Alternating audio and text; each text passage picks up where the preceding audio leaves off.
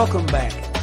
You're tuned in to the HBCU Nation Radio Show, and I'm your host, Anthony Ray.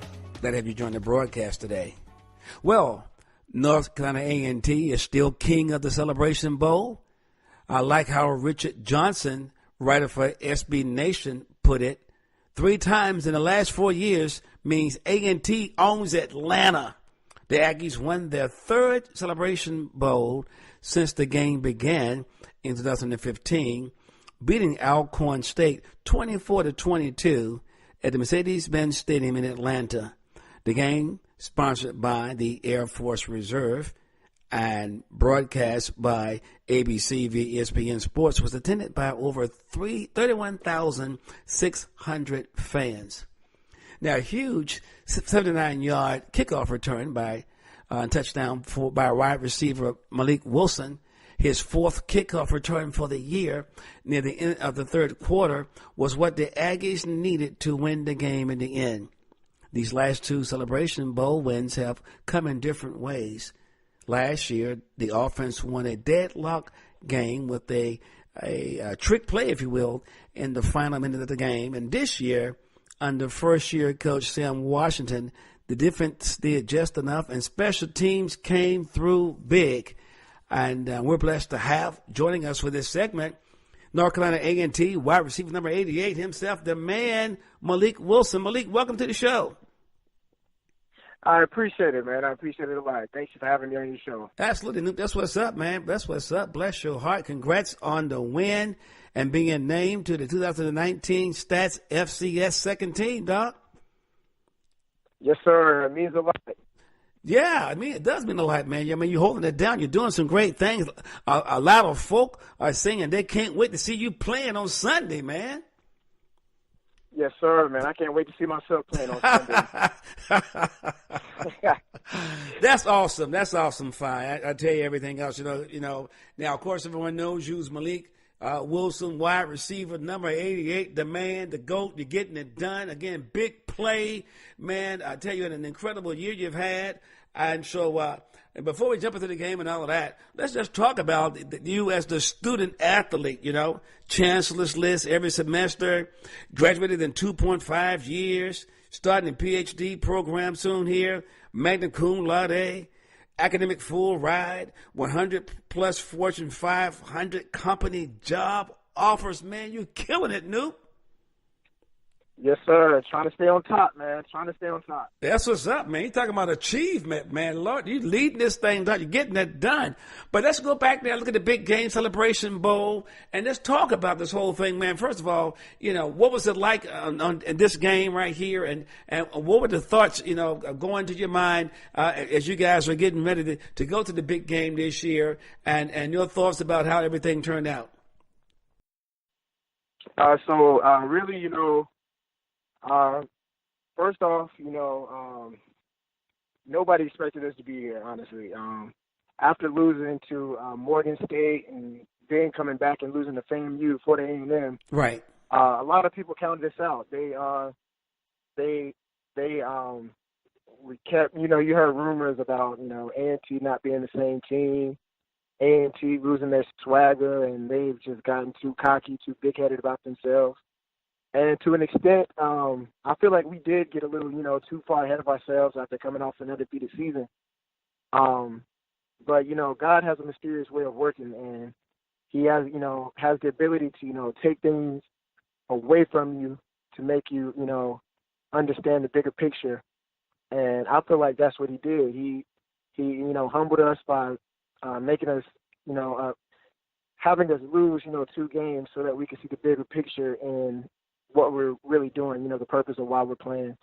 And, it brought us back to, a humble state of mind and allowed us, focus on the little things instead of, the bigger picture. Mm-hmm. That's a wonderful way to put it in perspective. And I appreciate that you're a man of incredible faith, and to God be the glory. I think that's awesome. Very humble guy. You come out of East Allenatz High School in Burlington, North Carolina. You were a redshirt senior. on the gridiron. I mean, and then it's interesting because I read your story and found out that, interesting enough, the coach asked you about football, and you said, "No, I really don't play." And hear it out, man. You turn out, man, to get out there in the field, and you're making big things happening, and man, on your way to the NFL, man, and trust and hope that's all gonna go well for you. Wow, I mean, it's just what an incredible story, Malik. Yes, sir. Yes, sir. Like I said, all glory goes to God. Without Him, none of this was possible. And I'm pretty sure, people get sick of me, always praising God. And oh no, man! Probably you can't praise. But, for a young man, no, absolutely, it's really a man. true testimony. Yes, sir. Yes, sir. It really is, and it bodes well again to you. You're a very fine young man, and incredible integrity and character. Of course, Kappa Alpha Psi. Shout out to the Noops out there, man. You're leading the way. It's all about achievement, and man, I'm just I'm proud of you, and certainly happy to have you on the broadcast joining us today. If you're just joining us, as a matter of fact, you're tuned in to the HBCU Nation Radio Show, and I'm your host, Anthony Ray. Glad to have you join the broadcast today. And joining us for this segment is number 88 himself, North Carolina A&T wide receiver Malik Wilson. Again, Malik, welcome to the show. I appreciate it a lot. It's an honor to be on the show, man. Yes, sir. And again, congrats on also being named as 2019 Stats FCS second team. A lot of folk are talking about, and I can't wait to see you playing on Sunday. Man, again, wow, congrats to the whole team. Now, the great team. I know you would say Alcorn put up a good fight. You guys pulled it out 24-22. And the big thing, everyone says that everything shifted right there in the third quarter on that big kickoff return that you ran back. Let's take us back to that moment. You're the man. You're on the field. The ball's in the air. Here it comes. And a lot of folks were looking for you. Typically, when you run things back, I think you kind of is it that you go off to the right or to the left, whatever it is. On this one right here, you kind of cut up right up the middle and surprised everybody and took it to the house for the touchdown. Yes, sir. What was that like, man? I mean, just then as you play it back, and if you've done it because we watch it, we see it. But what is it like? For you, you're the man. You're making it happen. You're in the moment. Kind of give us an idea of what it feels like. What's going through your mind, and then when it actually happens and it's done, bam, touchdown. What was going through your mind? Really, That's kind of the big secret. Everybody always wanted to ask you, what is it like? Because all of us as kids, we all dream about the big play, and throw me the ball, boom, and there you go in, boom, you win the game. You actually, I'm trying to say, who doesn't dream about that? You know what I'm saying? Here we go, throw me the ball, 3, 2, boom, touchdown. I mean, then it happens like, oh my God, Mercedes-Benz Stadium, Atlanta. You know what I'm saying? It's the Celebration Bowl. And this happens. It comes. Your dream becomes a reality. It's like, oh my God. Right. Yeah. I mean, honestly, it's something that you dream of as a kid all the time. Yeah. Making that game-winning play, especially in front of a crowd of that magnitude. Yeah. I believe you said it was like, 31,000? Yeah, 31,600 and something. I mean, what it is. And the big thing about Celebration Bowl, and shout out to them, John Grant, the Air Force Reserve, and all those who are involved will make it happen. ESPN, sports, and ABC for broadcasting that. All of the fans that came from all around the country, man, they packed it out. The Celebration Bowl was really the first of the many bowl games in the college football season. And there it was, man, breaking records. Yep. And here you are. You're in the house.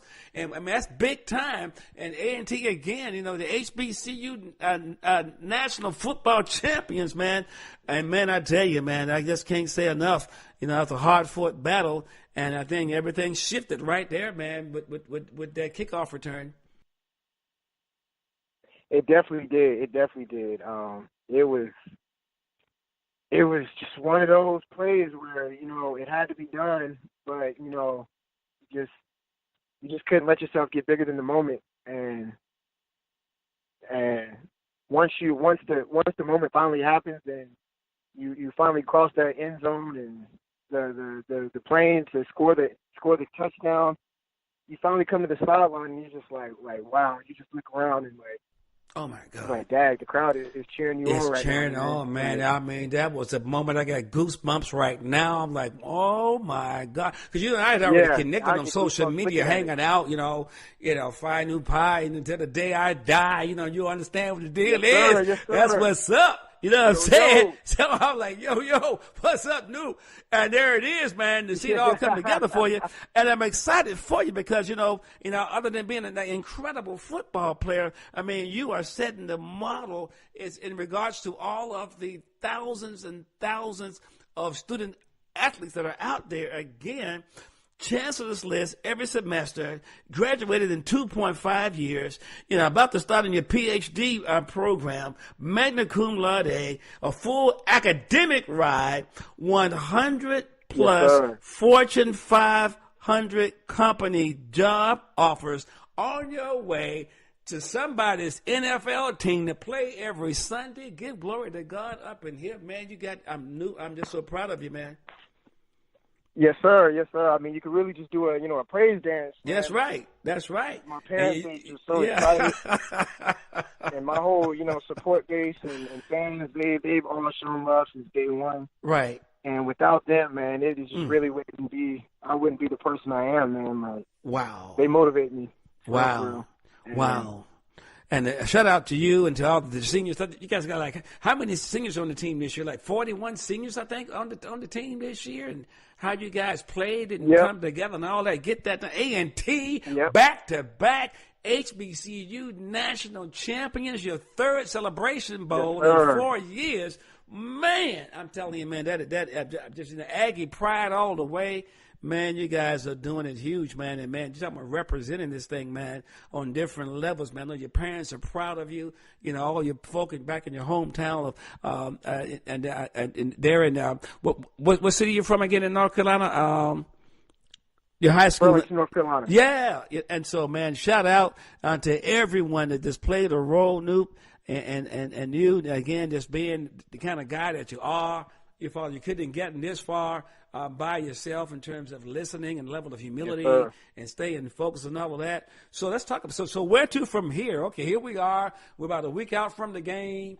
All these wonderful things happening. Just today, you got a chance to sit down and talk to an NFL agent and all of that, man. So kind of give us, where you are right now and kind of next steps, you think.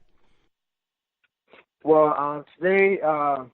Actually, all week I've been talking to agents and whatnot, and today, I finally sat down and talked with the agent that, I was real interested in. We had a face-to-face with him and both of my parents, and finally, signed the dotted lines. And now from here, it's just, training for Pro Day and,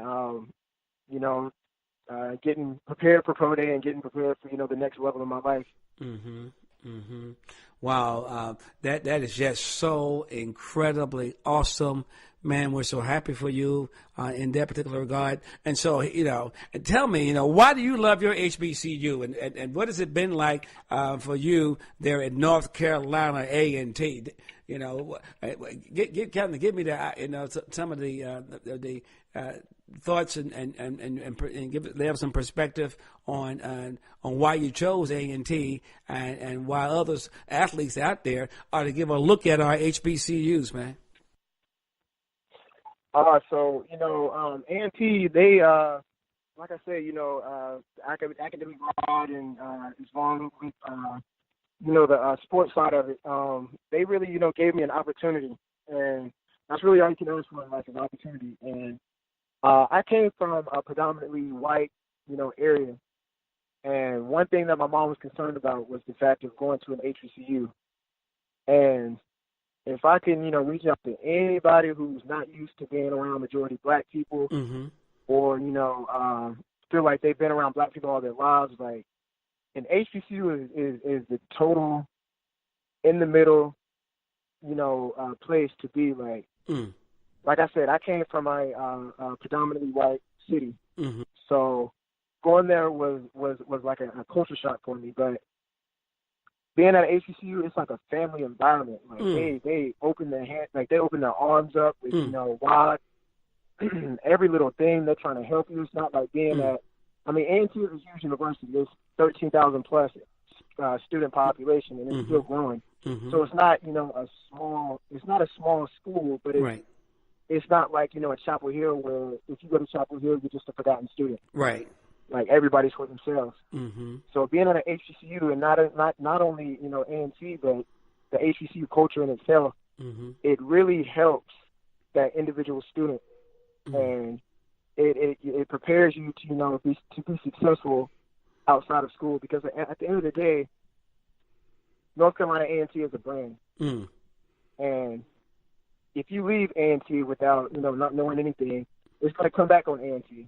So they always, fight to override the HBCU persona that, kids that come from the HBCU don't have, the same education benefits and funding benefits that the other schools do. And in reality, the funding might not be there, but as far as education, we put out some of the top number one, student prospects out into the real world, into corporate America, and they're very successful. Like, you can Google names now and find students that have came from A&T that are doing really well, Fortune 500 companies and whatnot. So just the HBCU experience as a whole, is really that family environment. If you're looking for, someone where you won't feel like you're left out, you won't feel like just another student that's just paying, back loans and just going to class every day. It's truly that family environment that a lot of kids need when they leave home. And that's what's up, man. That's amazing, because, again, I'm amazed by that. 100 job offers, Malik, from Fortune 500 companies. There you are, number 80 out in the gridiron, making it happen, with the football team. How in the world, this is a shout out now to Divine Nine in particular, Kappa Alpha Psi Fraternity Incorporated. How in the world did you find time, to do the Black Greek thing too, with Kappa Alpha Psi and all of that? How did you find the time to get all this done, man? That is just remarkable. Not only are you a student athlete, you're also a Black Greek, Kappa Alpha Psi. What's up, Noob? Yes, sir. Honestly, you whatever you put your mind to, you can do it. Once the task has begun, never rest until it's done. And me coming from such a hardworking family, they've always instilled in me to be great and to do more, and don't always settle for once you accomplish one thing, don't feel like you've made it. Accomplish more, be the best person that you can be. And I feel like my legacy at A&T will always be remembered, as well as the rest of the senior class that's leaving out with me. I feel like we really left a mark at A&T, and I owe it to, my coaches, my teachers, the rest of the students that I went to school with. Like, without them motivating me and pushing me and wanting me to be better, it just all wouldn't have worked out, honestly. Wow, that is just so awesome. Number 88, wide receiver, North Carolina A&T, Malik Wilson. North Carolina A&T is still king of the Celebration Bowl. Again, Malik, congrats to you and the whole team and to all the Aggies there in Greensboro, man. Bless your heart. Folk have heard about Tariq Cohen, Chicago Bears, but watch out. Watch out. Malik Wilson is on the way. Hey, Noop, thanks a lot, man, joining the broadcast today, and looking forward to make sure we stay connected, man, okay? Yes, sir. I appreciate it, Bob. All right. God bless. Take care. Till next time, Noop. All right. All right.